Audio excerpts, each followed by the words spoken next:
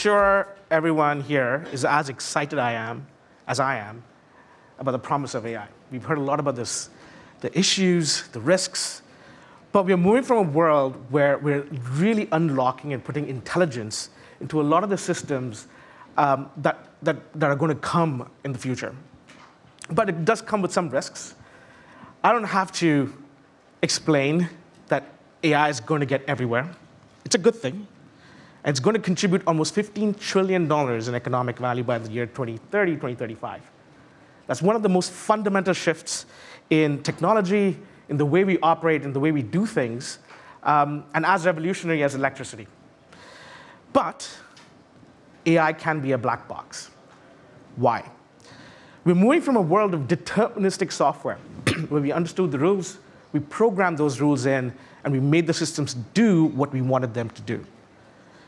In the world of AI, we're moving towards probabilistic systems, where they self-learn, and there's always a level of uncertainty or risk that's built into these systems. They're never going to be 100% accurate. And therein lies many of these challenges. Now, if you're an enterprise, you're moving from one of these black boxes to the example of a pharmaceutical company that we work with that has 1,200 models within their organization. So you've now just amplified the level of risk that your organization is now taking into account as a part of these probabilistic systems. Many surveys in the enterprise, most CEOs and executives are very wary about trusting these systems. And we've heard a lot of talk today and yesterday about where those risks come in from and what they entail. It comes because it's a black box. We don't totally understand how these systems work.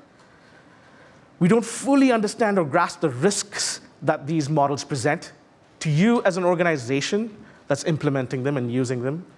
And today, very few standards actually exist to quantify or even assess these risks. So now, as an executive, as a board member, you are worried. How do these risks actually show up in the world? We talk a lot about bias, but let me just take one example. The Dutch government, most people don't know, 2 years ago had to resign because of a model that was used in the tax department. It was a model that was detecting fraud in tax claims, and unfortunately ended up detecting an economically disadvantaged group of people as causing fraud in their tax returns, which was not true. The government had to resign. That is the level of impact that these systems can present to us. And the number of incidences of AI going off the rails and impacting in many different ways. It's not just about bias. It's about its performance. It's about the outputs it puts out. The number of incidences has just been exponentially increasing, which really speaks to the adoption rate of these models as well. And of course, we do have regulations coming in. The governments have taken note. 2 weeks ago, we had the executive order come from President Biden's government.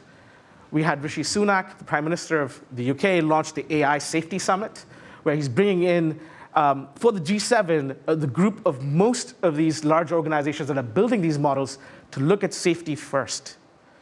And this is an opportunity for us as we go and build these systems, but learn from the past, i.e. not move fast and break things, but do them in a measured way so we can still protect ourselves. Now, there's many of these regulations that are being considered around many of these topics. It's, again, not just about bias, but copyright violations. How do we protect the outputs in the training data that was generated by humans? How do we protect the errors and inaccuracies that can create issues?